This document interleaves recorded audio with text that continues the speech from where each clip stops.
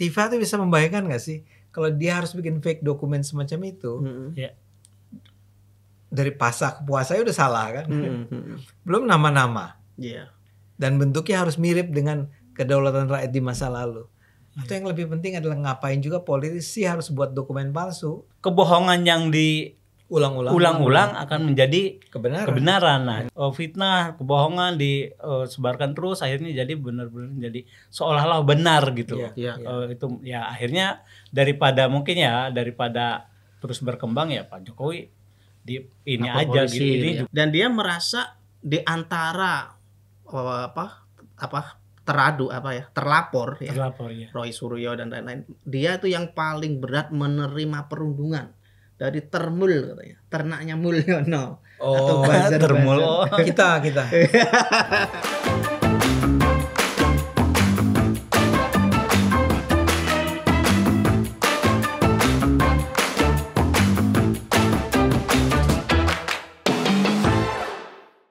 Ya, penonton Cokro TV kembali bertemu dengan kami di acara Bocor Kasar. Saya Kajito Alkayani ditemani oleh Bang Ade Armando. Halo. Kemudian ada Mas Warsa Tarsono alias MWT. Siap. Ya. Kali ini kita akan ngobrolin soal podcastnya Refli Harun, Bang Ade, Mas Warsa. Di situ ada beberapa bintang tamu, salah satunya adalah Dr. Tifa. Nah kebetulan di sesi tersebut mungkin dipecah-pecah videonya ya. Dr. Tifa yang kita kenal sebagai anti Jokowi. Ya, seorang pembenci Jokowi. Pembenci Jokowi. Penganalisis yang nggak jelas. Pokoknya semua dianalisis sama dia. Oke, nah Dr. Tifa di sesi itu sedang istilahnya curhat gitu ya. Dia di podcast tersebut ada sebuah judul yang lumayan berani meskipun ada tanda tanya di sana. Judulnya adalah ngeri sekali dugaan Dr. Tifa ini. Bareskrim gunakan data palsu tanda tanya. Koran KR-nya salah tanggal. Nah, itu masih ada tanda tanya. Kalau yang kemarin itu kan polos ya. Pernyataan. Bukan pertanyaan. Bukan pertanyaan. Kalau ini masih ada kira-kiranya gitu. Nah, yang dipersoalkan adalah sebagian besar ya itu soal konferensi persnya Bareskrim Polri yang menunjukkan bukti-bukti bahwa Pak Jokowi itu benar-benar kuliah di UGM. Nah, salah satunya yang dibawa menurut Dr. Tifa itu adalah gambar dari koran Kedaulatan Rakyat di Jogja itu. Nah, disitulah dia mulai mempersoalkan Bang, ada misalnya dia menyebut fake dokumen. Sementara Refli menambahi non-original dokumen gitu. Karena di koran tersebut ya yang mencantumkan penerimaan mahasiswa baru di UGM itu ada beberapa hal yang disoroti oleh Dr. Tifa, misalnya penulisan nama bulan di tanggal itu kan ada Masehi, ada yang pakai tanggal Jawa gitu kan. Nanti disebut di situ puasa, mestinya kan pasa. Tulisannya pasa tapi bacanya poso karena bahasa Jawa kan. Nah, itu yang dipersoalkan oleh Dr. Tifa gitu loh. Dia menyebutnya saya minta maaf, ingat saya bukan orang Jawa. Jadi buat saya apa pentingnya? Makanya. Dan itu yang dipersoalkan oleh Dr. Tifa karena sesuatu yang menurut dia sangat penting. Penulisan pasa tadi yang dibaca poso tadi itu sampai keliru. Nah, itu besar kemungkinan menurut dia itu fake dokumen tadi. Itu rekayasa. Karena tidak ditulis. Karena tidak tulis dengan benar. Mestinya kan koran tuh pasti nulis. Nggak harusnya nulis apa? Harusnya ditulis pasa. Dia nulisnya puasa. Bahasa Indonesia gitu loh. Kemudian menyebut nama teman Jokowi juga salah. Tuduhan pertamanya adalah koran Kedaulatan Rakyat yang dibawa oleh Bareskrim itu fake, bohong. Fake dokumen benar. Kenapa bohong? Karena di dalam penanggalan ada kata puasa, mestinya bukan pasa. Pasa yang dibaca salah poso. Itu salah. Karena salah pasti fake. Pasti semuanya fake. Nah ini gimana menurut Bang Ade kok bisa sampai sejauh itu? Saya lagi pengen ketawa aja barangkali karena saya bukan orang Jawa dan saya merasa bahwa serius tuduhannya itu karena kata puasa ditulis kata pasa ditulis puasa. Iya. Dan itulah yang dijadikan oleh Refli sebagai judul pernyataan tersebut, Bang. Bahwa itu adalah palsu. Data Bareskrim itu palsu, direkayasa oleh mereka. Karena urusan puasa. Iya, gara-gara urusan tulisan puasa. Iya. Saya boleh nggak kali ini tidak berkomentar? Boleh aja, nanti Mas Warsa yang. Menurut Warsa gimana, Sa? Gimana?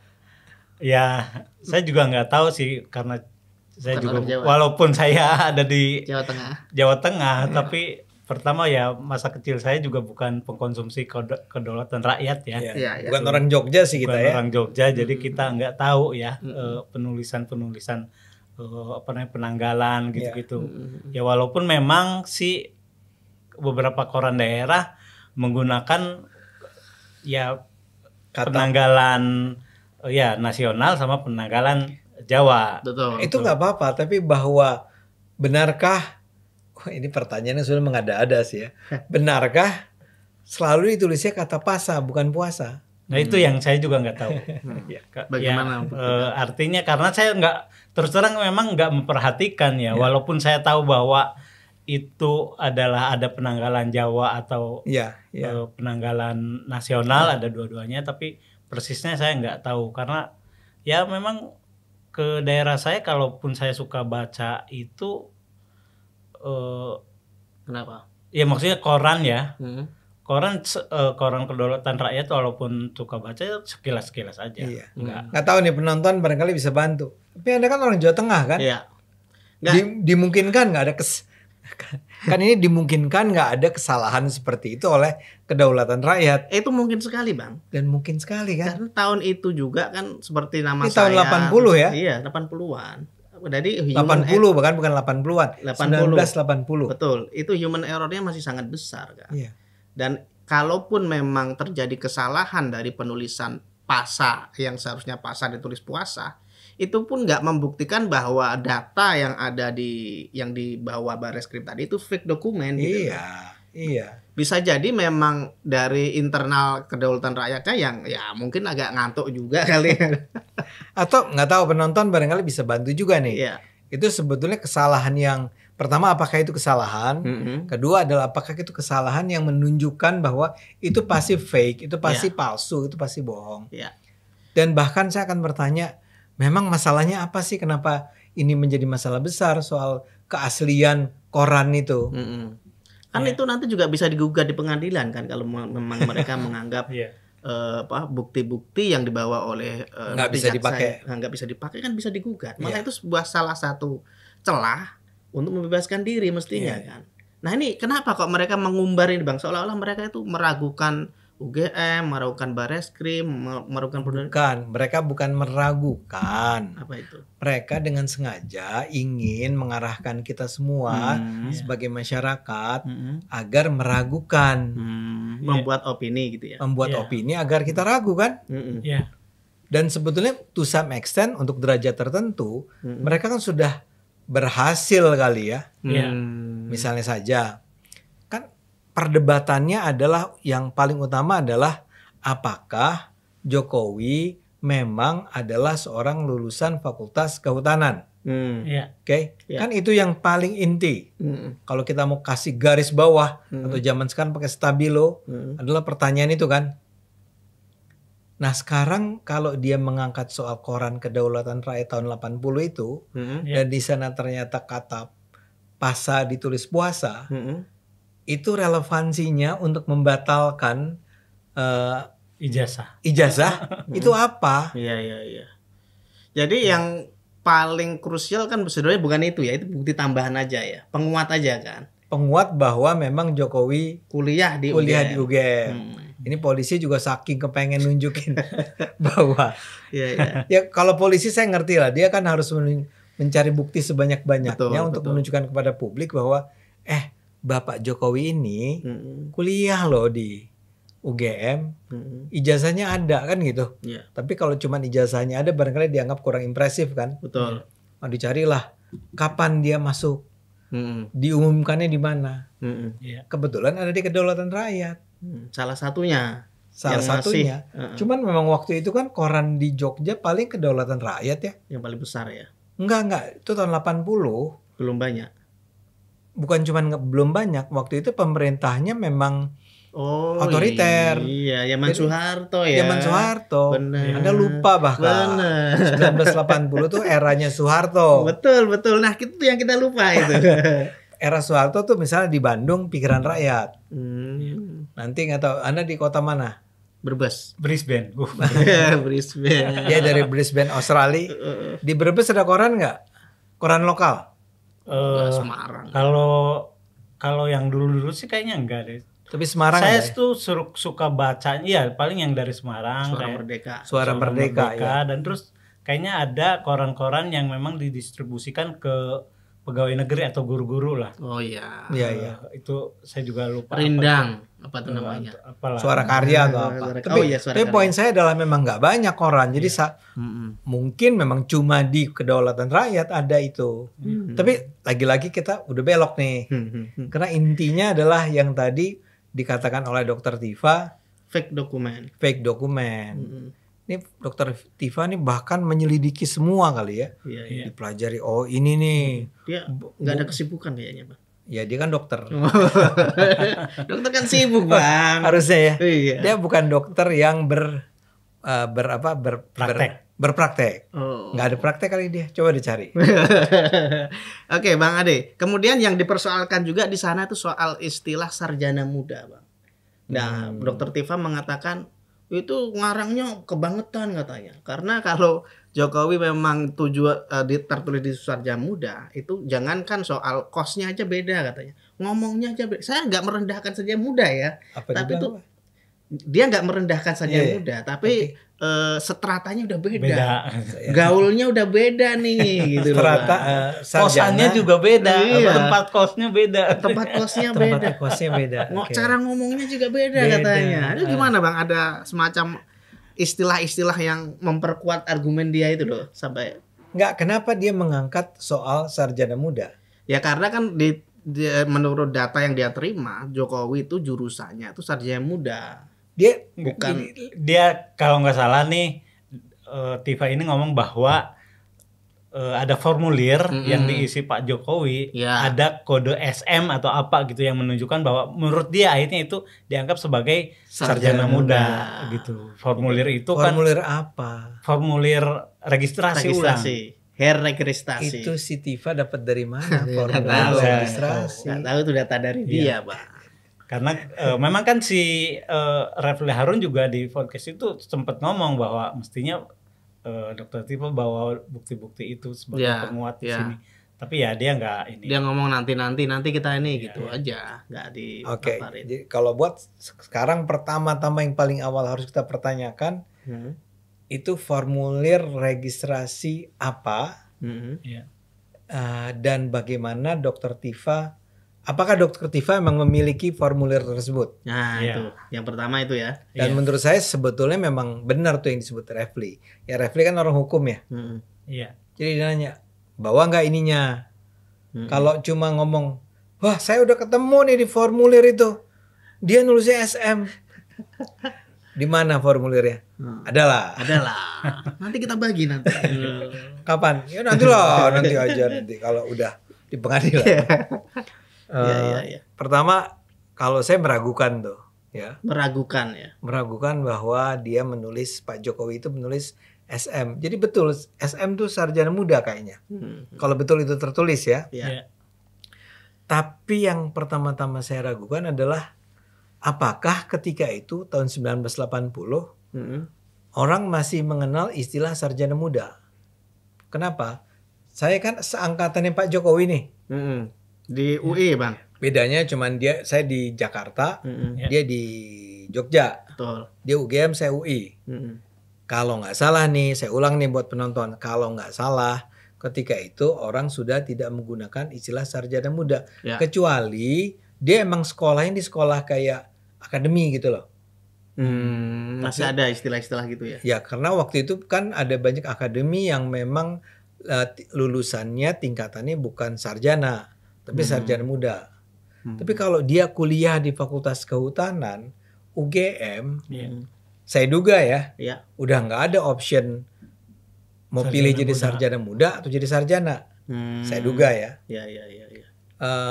Hampir pastilah. Pak Jokowi itu nggak masuk dulu ke SM terus melanjutkan ke sarjana. Itu sudah nggak mungkin ya. Itu nggak mungkin. Jadi kalau emang betul itu memang perlu diangkat oleh Tifa Tifa tuh pakai F atau pakai V? Pakai F. Kan kita ceritanya pakai juga F. kita mulai mencari-cari ya. Jangan-jangan ini salah. Salah nulis nih. Tifa tuh pakai V. Selama ini kita udah ngomong kalau kita nulis kan Tifa F. Ternyata sebenarnya V. Atau TIPH. Tifa. Tifatul. Tifa. Bukan. Nih kayak mulai mengarah-arah Iya. menuduh pada PKS nih. Tapi kembali ke tadi. Gimana? Jadi pertama-tama memang rada-rada aneh kalau misalnya dalam formulir tersebut Jokowi menyebut dia masuknya ke SM, sarjana muda. Karena musia sih emang enggak.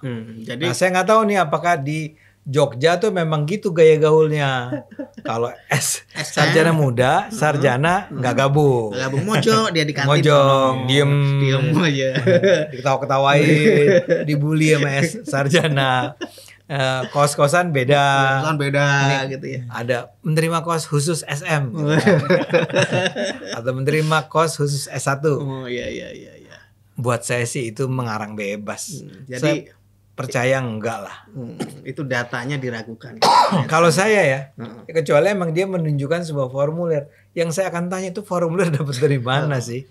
Baru kita ngomong soal substansi. Gitu baru ya. kita ngomong tentang substansinya. Ini gak jelas, diminta refli gak ditunjukin ya kan. Oke Bang Ade, selanjutnya Mas Warsa, ini kan polemik soal ijazahnya Pak Jokowi ini kan. Nah tadi Anda menyebut ada nama apa ya? Nama apa? Katanya di daftar itu namanya Pak Jokowi.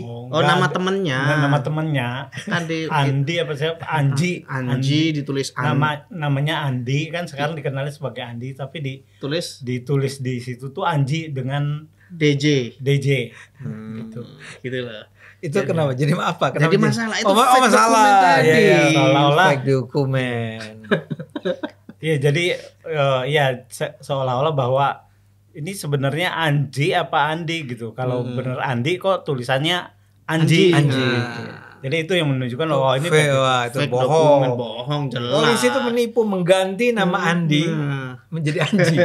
Itu nama tuh penting. Kok bisa diubah-ubah? Nah, kan itu Bang. Nah, saya kebayang nggak Anda tuh polisi untuk membuat fake dokumen semacam itu, dia harus ngapain kan? Bikin daftar nomor 1 sih ini, nomor 14 Jokowi Widodo. Nomor-nomor lainnya ngarang-ngarang sendiri dong. Anton, Ade Armando. Iya. Nggak membayang Tifa tuh bisa membayangkan nggak sih kalau dia harus bikin fake dokumen semacam itu? Dari pasca ke puasa udah salah kan? Belum nama-nama. Iya. Dan bentuknya harus mirip dengan kedaulatan rakyat di masa lalu. Atau yang lebih penting adalah ngapain juga politisi harus buat dokumen palsu. Betul. Kalau emang itu nggak diperlukan. Iya. Kan dari UGM, bukti dari UGM sudah cukup. Jadi kalau ada eksternal itu kan buat memperkuat. Kalau nggak ada ya udah kan gitu mestinya kan. Ini memang. Oke, Bang Ade Armando. Tapi saya mau komentar satu hal lagi nih soal Tifa ini.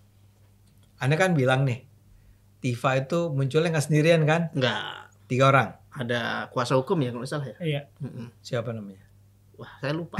Lupa juga enggak. Karena di video itu kan memang belum ada obrolan yang intens lah dengan narasumber lain. Kan saya mau bilang itu. Itu menghadirkan 3 orang. Yang ngomong siapa? Tifa. Kayaknya dipotong sesinya, Pak. Khusus Tifa, nanti besok lagi khusus ini, mungkin gitu. Mungkin gitu. Karena panjangnya mungkin. Ya enggak tahu juga sih. Saya duga sih. Emang Tifanya aja demen ngomong. Iya. Ngomong terus kan. Iya. Kan berulang kali sih bapak yang di samping dia itu kuasa hukum yang di kiri itu. Iya, sepertinya. Itu kan berusaha masuk kan. Iya. Nggak bisa. Masuk lagi nggak bisa lagi. Ujung terakhir baru dia ngomong. Saya harus menambahkan nih. Saking sepanjang waktu, hampir sejam ya, atau lebih dari 51 menit. 51 menit. Itu yang ngomong satu orang itu. Tifa dengan segala macam. Bahkan Refli pun lupa bertanya kayaknya. Nanti saya nanya ya. Tapi dia lupa bertanya akhirnya. Sampai selesai. Iya, sampai selesai Tifa doang. Oke, Bang Ade. Nah, ini Mas Warsa selanjutnya untuk apa ya? Menurut Refli, ini pernyataan ya dan dikuatkan oleh Dr. Tifa. Kenapa sih Jokowi itu untuk membuktikan ijazah palsu kan gampang sebenarnya.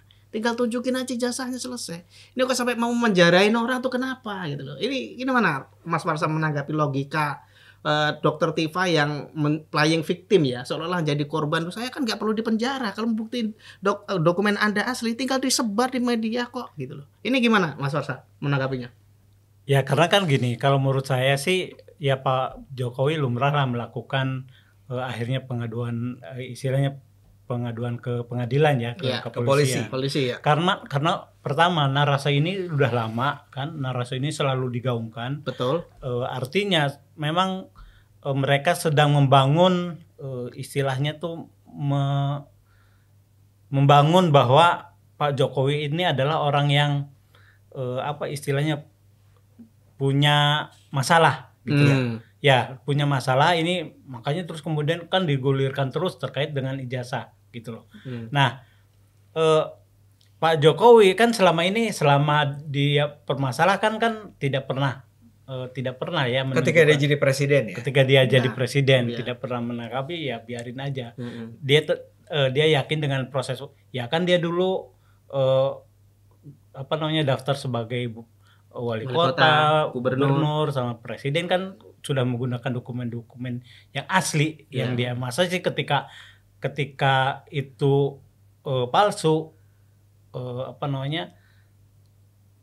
ketika itu palsu kemudian pencalonan dia bisa diloloskan gitu. Kan itu telah melakukan berbagai verifikasi lah dari KPU lah. Nah, kenapa misalnya terkait sampai sekarang kemudian Pak Jokowi mempengadilkan? Menurut saya karena memang sudah semakin besarnya isu ini digaungkan sehingga mengganggu bahkan sebagian masyarakat. Sudah seolah-olah isu ini benar bahwa ijazah Pak Jokowi itu palsu. Banyak orang-orang yang tadi tidak mau berkomentar, tidak menanggapi, sampai akhirnya ikut juga gitu dalam narasi ini gitu loh. Dan terus terang artinya suka kadang-kadang juga suka terkadang terlintas apa benar iya ya apa gini itu, jadi emang saking mereka seringnya menyampaikan itu ya. Jadi akhirnya ada terbentuk sebuah seperti Bang Ade selalu katakan, Mbak, kebohongan yang diulang-ulang akan menjadi kebenaran. Nah, takutnya itu menjadi itu gitu. Pak Jokowi ketika kebohongan terus fitnah, kebohongan disebarkan terus akhirnya jadi benar-benar jadi seolah-olah benar gitu. Itu ya akhirnya daripada terus berkembang ya Pak Jokowi aja gitu. Ini juga untuk mengklirkan ininya dia kan istilahnya kepercayaan masyarakat terhadap Pak Jokowi gitu. Ya udah proses pengadilan aja gitu biar semuanya clear siapa yang bersalah gitu. Jadi langkah hukum itu benar ya. Logis dan memang hak Pak Jokowi. Iya. Anda sendiri gimana? Loh, saya merasa itu agak terlambat mulai dilakukan. Kenapa nggak dari dulu? Orang-orang ini dibiarkan bebas mencemari public sphere kata Habermas. Ruang publik kita itu dicemari. Iya, enggak bisa cara umum gitu. Cara umum gitu, Bang. Nah, itu gimana Bang Ade? Anda tuh enggak tidak melihat bahwa ya dulu itu Jokowi kenapa tadi yang seperti dikatakan oleh Warsa. Dia tidak melakukannya dulu karena dia dulu presiden. Betul. Ya, menurut saya itu kan sebuah sikap yang betapapun Anda mungkin nggak setuju ya, dia bijaksana. Itu pandangan saya. Gimana? Menurut Anda ketika dia jadi presiden, ya udah hajar aja. Kalau saya bukan Pak Jokowi ya, tapi kalau saya digituan, saya sudah laporkan itu Pak, Bang. Karena memang. Jadi bahkan ketika saya jadi presiden, kalau saya di posisi Pak Jokowi, saya akan tetap laporkan. Karena itu sudah. Pertama ya tadi disebutkan bahwa itu kebohongan yang diulang-ulang, mencemari opini publik dan seterusnya. Kalau nggak dilaporkan jadinya ini orang-orang itu merasa benar. Tapi gini, ini menarik ya memang kelompok-kelompok ini nih yang anti Jokowi ini. Bukankah sebelum ini ada Bambang Tri dan siapa itu yang bikin buku ya? Iya, bikin buku. Jokowi Undercover itu. Itu kan udah sampai di penjara betul. Dia menyebut ijazahnya palsu juga kan? Kalau tidak salah kan? Iya, tapi kalau nggak salah itu ijazah SD, SMA, SMP, SMA. Bukan UGM. Tapi maksud saya gini, kan ketika seseorang dihukum itu salah satu tujuannya adalah efek jera kan? Betul. Iya. Maksudnya itu, ya. Jadi jangan sembarangan nuduh nih. Bambang Tri ini dihukum gara-gara dia sembarang nuduh. Iya. Kan tentu saja salah satu harapannya orang tidak akan mengulang kesalahan yang sama kan? Bambang Trinya sih udah nggak mengulang kesalahan yang sama. Wong udah masuk penjara. Udah masuk penjara. Lah ini masih terus. Iya. Nah, saya mau maksudkan kan dulu itu dia nggak turun tangan pun, Jokowi nggak turun tangan pun, udah ada orang yang ditangkap gara-gara orang itu. Saya nggak tahu waktu itu pasti bukan pencemaran nama baik ya, karena kalau pencemaran nama baik itu mesti aduan kan, ya. Jadi mungkin ada pasal lain yang dipakai. Dia menyebut nama orang lain yang disangkut-sangkutkan dengan Jokowi. Bahwa Jokowi itu anaknya PKI, bahwa Jokowi punya saudara namanya ini gitu loh. Ya orang ini merasa dicemarkan, dia dilaporkan gitu. Termasuk Sugito dan terseret itu gara-gara Bambang Tri sumpah-sumpah pakai Quran kan di podcast dia, dan itu dianggap meresahkan publik gitu. Oh, karena salahnya karena meresahkan publiknya kan ya. Bukan karena Jokowi lapor. Ya. Tapi kembali ke tadi, ke sikap Anda itu, saya sih justru agak beda sama Anda dalam hal itu. Saya bedanya tuh gini, kalau saya jadi presiden, saya laporkan nggak si Tifa ini dari dulu. Kalau Bang Ade gimana? Mungkin saya setuju sama Pak Jokowi, nggak usah lah. Tapi mungkin memang iya, saya akan menjawab. Ya, tapi itu bukan kewajiban dia untuk menjawab sebenarnya. Tidak ada kewajiban artinya. Kalau dia nggak mau jawab juga boleh. Betul. Ya. Sekarang seperti si Tifa ini, kan dia sampai nangis-nangis tuh. Iya. Ya kan? Nangis, drama lah. Nah, kita sebutnya drama queen. Ya. Tapi dalam yang podcast yang ini nih yang sama Refli, dia bilang, saya menangis itu bukan karena apa? Bukan karena apa ya? Sedih.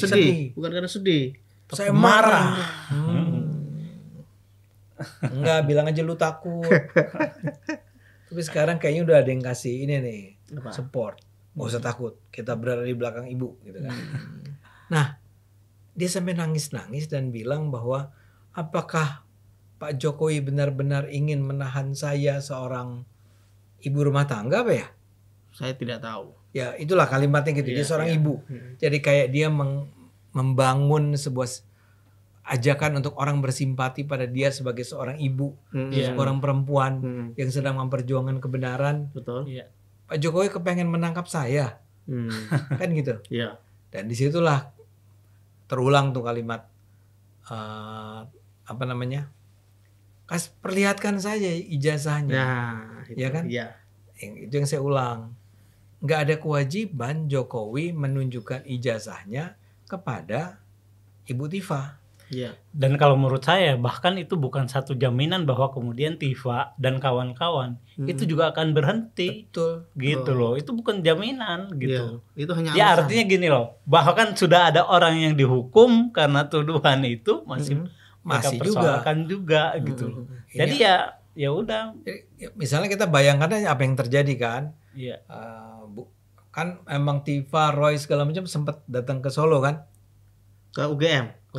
UGM tapi datang nggak ke Solo? Ke Solo itu yang apa namanya, Rizal Fadila. Oh, Rizal Fadila.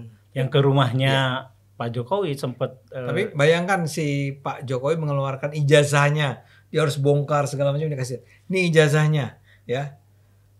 Terus palsu. Iya, makanya nggak ada jaminan. Artinya dia kan minta dikasih lihat dan dia diberi ijazah kan. Pak Jokowi minta agar wartawan saya tidak memotret. Saya nggak tahu kenapa. Tapi jangan dipotret ya. Kan dia udah nunjukin. Dia tidak menunjukkan kepada Tifa, tapi dia menunjukkan kepada wartawan. Wartawan itu wakil dari publik. Artinya dia sudah menunjukkan. Dia sudah menunjukkan ke polisi. Ya. Sekarang apalagi yang diminta oleh Dokter Tifa dan kawan-kawan ini. Tapi ya terkait soal nangis tadi Bang. Tadi kan sebenarnya nggak hanya soal bahwa dia ingin menegaskan dia sedang marah, tapi dia juga menyebut Indonesia itu misogini katanya. Oh iya. Sebenarnya misoginis gitu kan. Misogini itu artinya adalah kalau versi dia sih apa ya? Bukan membenci perempuan ya. Kalau versi dia itu apa istilahnya? Merendahkan. Ya kayak gitu. Tidak menghargai perempuan gitu loh. Misogini itu. Jadi kayak sebuah sikap yang merendahkan perempuan atau membenci perempuan. Ya berdasarkan gender gitu ya. Iya, iya. Dan dia merasa di antara terlapor ya. Roy Suryo dan lain-lain. Dia itu yang paling berat menerima perundungan dari Termul katanya. Ternaknya Mulyono. Atau Termul. Kita. Itu gimana Bang? Kok dia bisa mengklaim bahwa dia yang paling terzalimi dalam kasus ini? Kenapa itu? Ya memang ada sih. Orang seringkali mengait-ngaitkan dengan keperempuanan dia kan. Ya kan karena emang ini dunia, orang menganggap ini dunia laki-laki nih. Politik yang serba kotor, kasar ini. Ya. Nah begitu si perempuan datang muncul, dan harus diakui kan Tifa nih lumayan cantik kan. Dengan jilbabnya dan segala macam. Maka orang-orang Termul ini nggak semua, tapi sebagian pasti akan mengaitkan dengan keperempuanannya itu. Iya. Dan mengatakan misalnya ini betina apa sih nih, perempuan jalang segala macam kan. Iya. Saya bisa paham bahwa itu mungkin terjadi. Itu mungkin terjadi, tapi jangan pikir kami Ternak Mulyono ini itu misoginis. Enggak, kami tidak misoginis. Kami tidak marah kepada Tifa karena Tifa itu perempuan. Roy Suryo juga kita bukan benci, tapi kita marah sama Roy Suryo, sama Rismon Sianipar, sama siapa lagi si Rizal Fadila. Kita juga marah ngelihat tulisannya. Rizal tuh kalau menulis luar biasa kasar. Benar, tapi kan kita nggak akan sebut ini dasar jalang, bandot atau apa, nggak mungkin. Iya. Jadi mungkin ada. Tapi kan ya kita tadi lihat Tifa ini memang sedang dengan sengaja membangun drama queen. Ya, dia ingin mengajak para perempuan bersama-sama itu merasa bahwa yang diserang ini bukan cuma Tifa ya. Tapi Tifa dan kawan-kawan para perempuan lainnya. Jokowi itu anti perempuan. Seolah-olah begitu ya yang di ini ya. Lain dia bangun itu kan. Iya. Nah kita jangan kemakan juga dengan itu. Ya. Jadi Dokter Tifa itu seolah-olah selama ini kan dia nyinyir ya, ngomong suka-suka sebagai netizen ya. Giliran dia mendapatkan karma sosial ya karena ulahnya. Kan selama ini orang-orang yang geram ya, mungkin yang orang yang menyukai Jokowi, yang menghargai kinerjanya waktu jadi presiden itu geram tapi diam. Karena apa sih? Cewek satu ini mak-mak komplek gak jelas. Itu mungkin ya awalnya gitu ya. Iya, pasti ada itu. Ketika terbukti bahwa menurut persepsi mereka atau menurut pendapat mereka Tifa itu sudah jelas salah, sudah gak logis. Tuntutannya atau kekritisannya itu sudah nggak pakai dasar, sudah UGM mengakui, Barreskrim menyatakan ijazahnya asli, nanti tinggal bergulir ke pengadilan. Nah mungkin saking gondoknya terlepas, itu kan salah satu fenomena medsos saja ya. Kenapa kok itu membuat Dokter Tifa tuh menjadi semacam wah saya terzalimi oleh termul ini, saya banyak hal lah, atau gara-gara dia pakai jilbab mungkin dia merasa bahwa perempuan berjilbab tuh mestinya nggak boleh dirudung, mungkin gitu ya. Jadi ada semacam. Tapi mungkin juga memang ya kita kan nggak baca ya maki-makian terhadap Tifa itu kadang-kadang memang bisa sangat kasar sih. Ya kita juga sebenarnya nggak setuju lah. Nggak setuju lah kalau ada teman-teman Ternak Mulyono nih sesama teman untuk janganlah Tifa itu diserang. Kita menyerang tanda petik mengkritik dia karena gagasannya dong, jangan karena dia perempuan ya. Tapi memang dia kayak misalnya saya kasih contoh nih, dia tiba-tiba menangis di iNews. Itu di iNews ya, yang dia bilang sebagai seorang perempuan gitu. Ya Anda sendiri ngangkat itu, ya Anda kepengen melihat ini sebagai penyerangan terhadap ibu-ibu. Keperempuanannya itu menjadi sebuah unsur yang penting, sebuah faktor yang penting. Itu kayak Anda memprovokasi orang untuk menyerang Anda karena Anda perempuan. Ya kan? Iya. Ya, saya nggak setuju dia diserang karena dia perempuan. Iya. Tapi Anda harusnya tahu diri juga dong. Artinya tahu dirinya bukan karena dia perempuannya, bukan, tapi tahu diri bahwa fitnah-fitnah yang dia lakukan atau pernyataan-pernyataan dia menjudutkan orang itu juga istilahnya membuat orang marah juga. Marah, itu ekspresi kemarahan ya. Dan ekspresi kemarahan ya kadang-kadang keluarnya dengan bentuk yang tidak sopan. Ini sama aja dengan dia menghina kita Ternak Mulyono kan. Iya. Kenapa kamu menyebut kami dia ternak? juga melakukan hal yang sama kepada orang yang lain gitu. Bayangkan kita kalau istilah ternak itu kan kalau kita mau sakit hati itu juga buat bukan manusia binatang, gitu loh, buat binatang. Kami binatang. Ya, kamu juga jangan melakukan gitu. Kalau ngerasa bahwa kamu diserang dengan orang-orang yang mendukung Jokowi dengan istilah-istilah yang menyakitkan kamu, ya kamu juga jangan melakukan hal yang sama kepada orang lain gitu. Iya. Jadi emang ini persoalan ini si Tifa ini. Ya Tifa harus akui lah bahwa dia itu menjadi menonjol di antara yang lain ya karena antara lain dia perempuan cantik, ya kan? Dokter lagi. Dokter bukan? Oh bukan, dokternya tipu ternyata. Dan dia bilang dia dari mana? Dari mana? Filsafat tuh, sekolah filsafat yang di Jakarta. Oh Jakarta. Dari Jakarta. Yang ternyata enggak gitu kan? Oh dokternya, gelar dokternya. Kalau sekarang lagi lagi kan. Proses lagi. Ya tapi belum boleh dong. Belum boleh disebut dong. Nah kayak gitu-gitu loh. Kan orang jadi kesel. Jadi bawaannya memang dia itu menjadi bintang karena apa yang dia lakukan. Nah kita semua mengalaminya lah. Atau paling tidak saya nih. Saya bisa sebut. Aduh, kalau orang memaki-maki saya, itu macam-macam dari agama sampai ya misalnya orang masih bisa nih sampai sekarang. Kalau Bang Ade bukan hanya dimaki-maki kan, dipukulin dan ditelanjangin. Iya. Sampai sekarang orang tuh masih bilang, ini yang ditelanjangin kemarin, celana udah ketemu belum? Enggak, saya mau bilang buat Tifa, ya ini emang dunia medsos seperti ini. Dan Anda menjadi terkenal ya karena medsos. Jadi nggak ada. Dan bukan hanya karena medsos, karena pernyataan-pernyataannya yang nyinyirnya juga kelewatan. Kalau saja nggak ada medsos, nggak akan terkenal ini. Pernyataan-pernyataan nyinyir ini menjadi dengan cepat menyebar melalui medsos. Dan Anda jadi populer karena medsos. Dan ini salah satu dampak yang harus Anda terima, suka nggak suka, sebagai sebuah dinamika di medsos tadi. Gitu. Kalau Anda melambung tinggi gara-gara medsos, Anda juga harus siap diinjak-injak gara-gara medsos tadi. Itu sudah konsekuensi kira-kira gitu Bang ya. Iya. Nah ini soal Dr. Tifa dan pembuat opini lain di 2045 dan lain-lain itu kan memang orang yang suka menganalisis.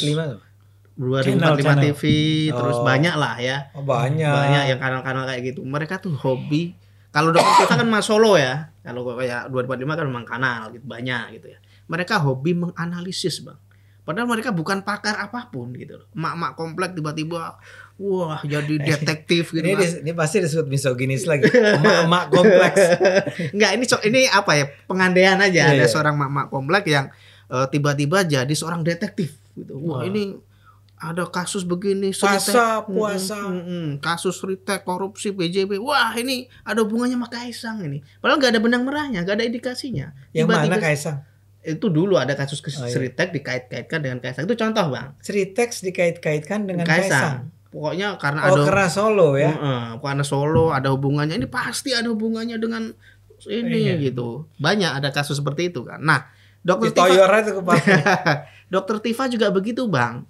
Dia itu suka menganalisis meskipun bukan kepakarannya di situ. Dan saya pikir banyak orang Indonesia yang terjebak dalam dorongan untuk ikut jadi pakar. Roy Suryo telematika nggak tahu juga ya dari mana dia mendapatkan pakar itu. Kalau yang Desmond siapa tuh?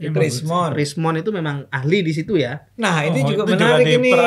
Dipertanyakan itu juga dipertanyakan. Sekarang itu ada orang-orang yang melakukan penelitian juga, analisis, mempelajari, kan namanya Universitas Yamaguchi di Jepang.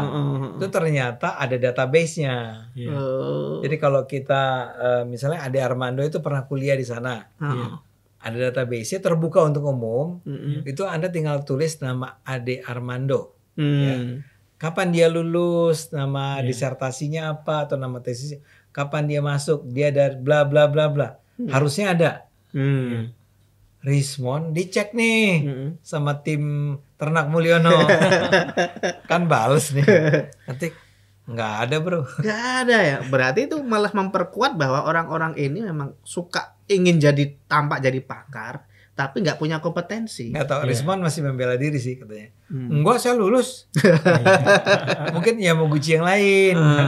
Nah ini gimana kok mereka hobi seperti itu, bikin opini ngawur tanpa ada kecenderungan logis ya. Kan orang kalau mau bikin indikasi itu kan harus ada ya. Bikin opini misalnya ada benang merahnya gitu. Ada titik-titik yang menghubungkan meskipun nggak secara konkret terlihat. Itu kan harus ya, orang-orang intelektual kan begitu ininya. Meskipun mereka nggak mengumpulkan bukti secara konkret, tapi analisis hipotesis mereka itu secara logis bisa diterima. Nah, ini orang-orang ini gimana Bang kok? Seenak udelnya membuat analisis tapi ngawur semua. Gimana tuh? Maksud Dr. Tifa?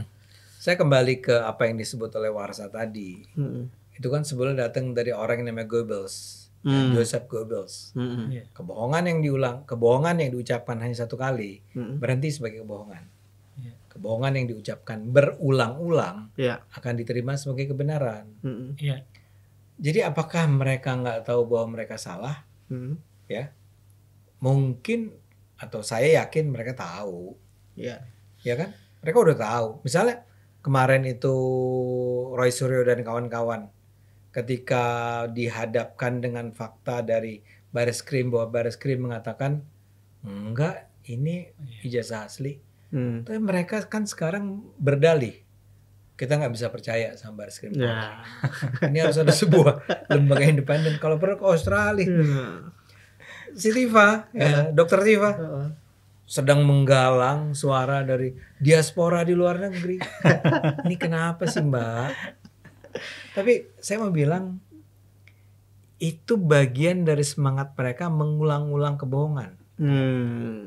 Ya, kemarin ada salah seorang teman yang bilang, ya tapi kan ketika dia menyiarkan kebohongan, kan ada jawaban.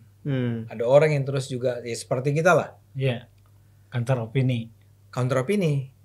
Nah, tapi kan Anda barangkali ingat dengan istilah apa namanya, gaung echo chamber. Echo chamber itu kan bilang gini. Sekarang ini karena karakter dari media sosial, Anda bisa saja berada dalam gua-gua yang di dalamnya terdengar suara-suara yang echo, mengulang-ulang dari apa yang sebelumnya sudah bergema. Ya. Dan yang satu tinggal di gua yang satu, yang satu tinggal di gua yang lain. Jadi orang-orang yang tinggal di guanya Tifa itu tidak pernah mendengar bantahan kita. Yang algoritmanya tuh mengajarkan kalau Anda sudah terbiasa menonton Tifa, besok nonton Tifa lagi, besok nonton Tifa lagi, besok nonton Tifa lagi. Dia nggak nonton Ade Armando, dia nggak nonton Warsa, dia nggak nonton siapa namanya tadi? Kajito. Iya, saya pengen bercanda, cuman keburu ketawa. Nggak dengar Kajito, nggak dengar Belmondo, nggak dengar segala macam. Iya. Echo chamber tadi ya. Echo chamber tadi. Bahkan kan itu, bahkan kan Chat GPT juga kecenderungannya begitu kan. Chat GPT. Iya, jadi apa yang kita tanyakan itu jawabannya sesuai yang selama ini pencarian kita gitu, concern kita kemana. Jadi kan bahkan ChatGPT juga pakai algoritma semacam itu. Iya. Kalau anda adalah anti Anies gitu ya, Anda kan terus dapat yang anti Anies yang gitu mendukung dengan persepsi Anda. Iya. Gitu. Nah ini orang kayak Tifa itu dan pendukungnya, dia bukan lagi memilih tidak mendengar. Kalau di masa lalu kan dia harus memilih. Setelah dia mendengar Tifa, dia nggak mau dengar kata Ade Armando. Kalau sekarang di media di era media sosial, bukan cuman karena dia nggak mau dengar Ade Armando, tapi media tidak membawa kata Ade Armando kepada dia.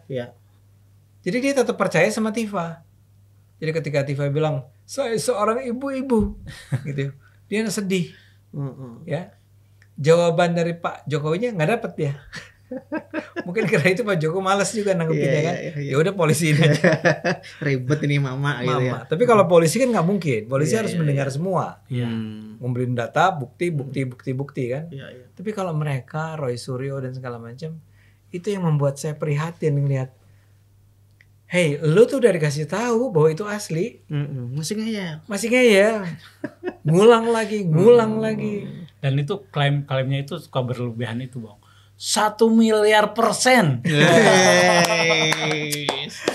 miliar %. Ya kalau mengklaim peneliti itu kan mestinya pernyataan kayak gitu tuh pernyataan yang dihindari kan. Iya. Gitu loh. 99%, ada juga yang 99 lah. 99% tuh ijazah palsu. Nah, buktinya apa? Pokoknya ijazah palsu. Iya. 1 miliar. Ada yang 1 miliar. Rismon itu ngomongnya 1 miliar itu. Rismon Pak Suryo? Ya Rismon kalau nggak Rismon. Yang itu ijazahnya palsu tadi. Itu kalau betul-betul terungkap. Kan itu yang jenis huruf. Times New Roman. Iya. Gara-gara itu ya. Dan itu sekarang udah mulai banyak yang bantah. Times New Roman tuh udah lama, dari tahun 50-an udah ada. Di UGM pun udah banyak. Iya, di percetakan sih udah banyak. Nah, mungkin tapi di komputer memang kan mungkin belum. Betul, ya. mungkin ya kita nggak tahu. Iya. Tapi satu hal memang kita jangan pernah lupa sebetulnya di belakang ini semua ya selalu kita harus membuka kemungkinan terhadap adanya kepentingan politik. Jadi ini bukan sekedar karena mereka betul-betul percaya bahwa Jokowi itu ijazahnya palsu. Ya. Jadi bukan karena saya merasa bahwa kalau seorang presiden saja itu ijazah yang palsu, betapa buruknya pendidikan kita. Karena itu saya harus memperjuangkan, membuktikan bahwa itu asli atau palsu. Kalau semangatnya semacam itu, mestinya begitu dia tahu itu asli, ya udah, cukup mundur gitu ya. Oh asli, alhamdulillah, kan gitu. Iya, harusnya gitu. Tapi kalau Anda punya tujuan lain, kan barangkali Anda kepengen bahwa itu memang palsu.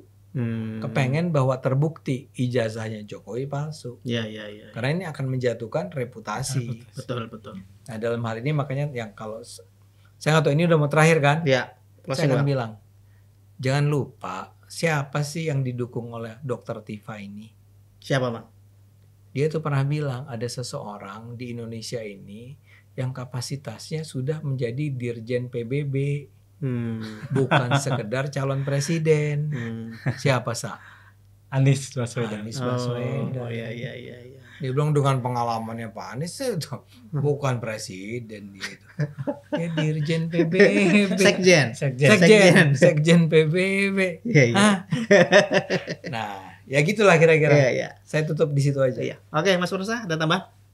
Enggak, kalau saya tuh gini, kan ijazah itu dikeluarkan oleh perguruan tinggi dalam hal ini UGM gitu. Itu kan yang menerbitkan mereka.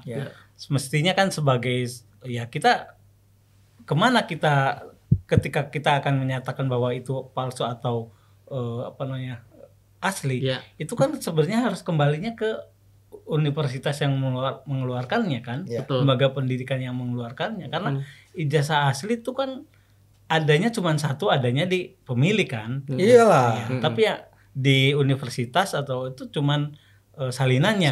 Gitu.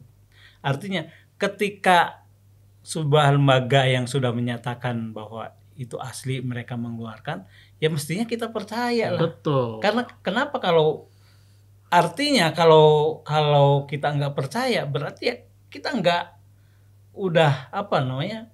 sudah meruntuhkan organisasi universitas. Dan itu emang dilakukan sendiri, gitu loh. Mereka emang melakukan dan bilang bahwa UGM nggak bisa dipercaya. Jadi Bareskrim bisa dipercaya. Sudah sangat berlebihan. UGM nggak bisa dipercaya. Betul. Jokowi nggak bisa dipercaya, apalagi Warsa. Ya, itu ya, Mas Faresa, Bang Adi. Oke, ya, terima kasih ya penonton Cokro TV. Demikian yang kami diskusikan kali ini. Semoga kita mendapat inspirasi, pencerahan bahwa apa yang dilakukan oleh para terlapor ini sebenarnya upaya untuk menggiring opini publik. Padahal gampangnya kalau mereka ingin membuktikan kebenaran, tinggal dilanjut aja proses hukumnya di pengadilan.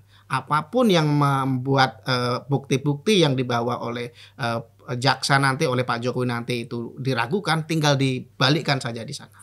Tapi yang terjadi adalah penggiringan opini, pemutarbalikan fakta, bahkan ada memakai emosi ya, keperempuanan supaya publik berpihak pada mereka. Tapi apapun itu, mari kita tunggu kelanjutan kasusnya nanti saja. Demikian, terima kasih dan sampai jumpa.